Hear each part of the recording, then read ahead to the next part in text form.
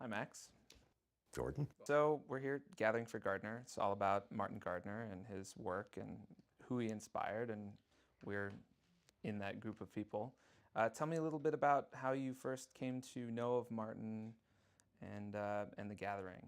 Well, my involvement with Martin Gardner goes back quite a while. My father was a physicist, and so he owned a copy of Martin's seminal book, Mathematics, Magic, and Mystery. And since I was interested in magic, I devoured that book.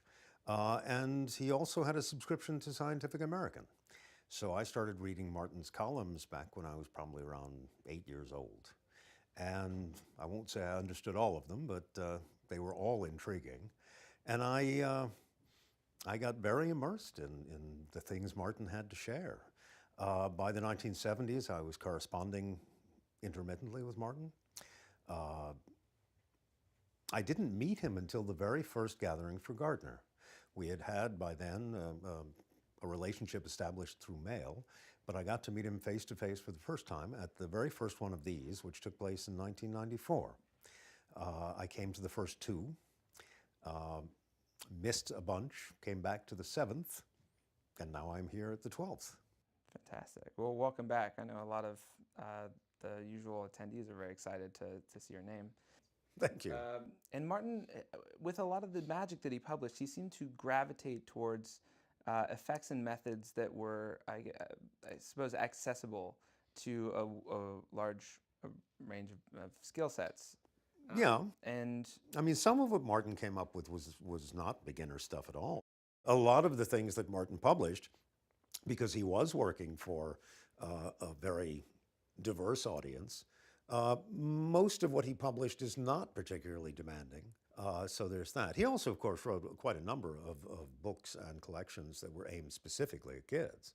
And he was very good at introducing kids to mathematical concepts. the material he's published does seem to sort of pop up again and again. I mean, Martin had great taste. He developed this huge network of friends and contacts who, when they saw something that they thought Martin would like, they would send it to him, whether it was a newspaper cutting or they'd write a letter explaining something they'd seen. And he would assemble these massive files, which would eventually form the basis of these various columns. And it wasn't only stuff that he was recycling from other sources, he also invented things himself. Martin invented a number of magic tricks that have become classics within the world of magicians. There's a lot of magicians who were inspired from Martin's material that don't necessarily know that it originally was published. Oh, there's no question that's true. There are some things that are now considered sort of iconic methods in magic, which I know were first thought of and put into print by Martin, and he's become sort of detached from that invention. He doesn't always get the credit he deserves, which in the larger picture is okay because he gets a lot of credit that he does deserve. So there's so much credit to be given to Martin. If he misses out on a little bit of it, I think that's all right. I think it's one of the great appealing factors of Martin as well, is when magicians, just for example, find out about who he was. If they'd never heard of him, they realize, oh, he's basically the sort of the grandfather of a lot of this modern magic. He is the fountain from which so much streams. Yeah, very much so.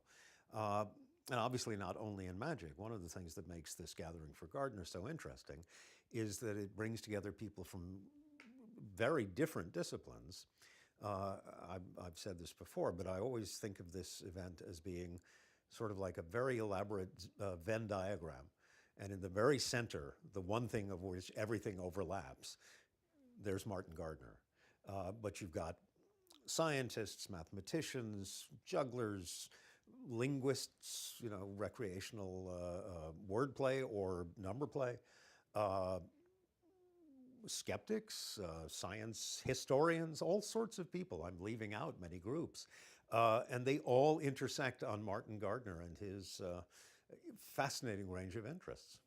There does seem to be sort of a world of experts here, yet there's very little ego at these gatherings because everyone, while they're experts in their own field, seems completely novice in other areas. Absolutely. I think one of the interesting things here is that you look across the room, and I'll look at someone and say, wow, that is someone who in his or her own world, that's a star. That's someone who is one of the grand masters of that form. So it's sort of a great equalizing thing that you have people who know a lot about their field, but are open to and excited by meeting people who know a lot about their own fields. Exactly.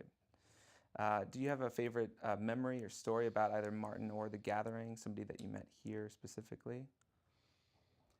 When you have people who have such specialized fields, uh, it's fascinating when they overlap and two people from very different fields discover that suddenly there's much more relationship between their fields than what they thought. Or the opposite, two people who seem to be in very similar fields wind up being really different in how they approach what they're doing. And you see examples of both of that at the events here, at least the ones I've been to. There's been a lot of that going on.